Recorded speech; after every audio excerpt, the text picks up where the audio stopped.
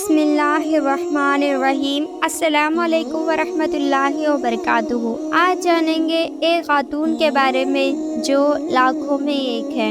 ایک خاتون جب بھی اپنے شوہر کو پسند کا کھانا کھلاتی تو شوہر کہتا اچھا ہے لیکن میری ماں اس سے بہتر پکاتی ہے۔ بیوی شوہر کو مسکرا کر دیکھتی اور چلی جاتی۔ جب بھی بیوی اچھا پرفیوم لگاتی وہ اس سے کہتا ہے کمال ہے، میری ماں کی خوشبو کی طرح ہے۔ وہ مسکرا کر رہ جاتی اور اسی طرح اس خاتون نے ساری زندگی ایسی ہی الفاظ سن سن کر گزاری۔ ماں کرتی ہے، ماں کہتی ہے، ماں کی پرفیوم، ماں کا کھانا پکانا وغیرہ وغیرہ۔ بیوی ہر بار مسکرا کر رہ جاتی۔ شادی کے 27 سال بعد ان کی والدہ کا انتقال ہو گیا۔ والدہ کی تدفین کے بعد شوہر اکیلا بیٹھا تھا۔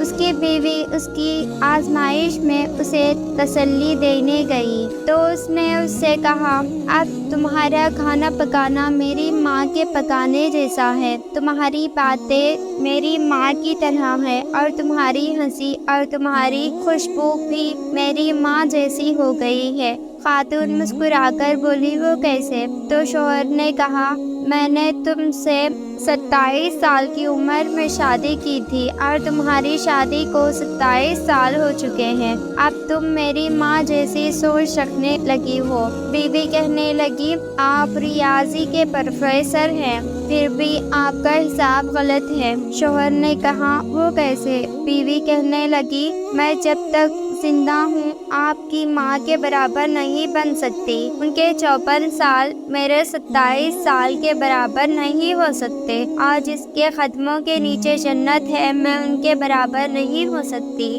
خاوند جذبات سے رو پڑا اور کہنے لگا کیا تمہیں کبھی میری ماں سے تشبیہ دینے کی تکرار سے پریشانی نہیں ہوئی؟ کیونکہ میں ہر کام میں ماں کو یاد کرتا، ان کی تعریف کرتا تھا جیسا کہ دوسری خواتین کرتی ہیں۔ اس نے کہا نہیں، کبھی نہیں، بلکہ معاملہ اس کے برعکس ہے۔ خاوند نے کہا وہ کون سی باتیں ہیں جو تم تمنا کرتی رہی اور میں تم سے پوچھ نہ سکا؟ بیوی نے کہا جب بھی آپ اپنی ماں کی باتیں کرتے اور میرا موازنہ ان سے کرتے تھے میں کہتی اے اللہ میرے بیٹے کے دل میں میری محبت ویسے ہی ڈال دے جس طرح تو نے اس کی دادی کی محبت اس کے باپ کے دل میں ڈالی ہے، کیونکہ آپ اپنی والدہ سے محبت تمام حدوں سے بڑھ کر کرتے اور میں بھی یہی چاہتی ہوں کہ میرا بیٹا بھی مجھ سے ویسی ہی محبت کرے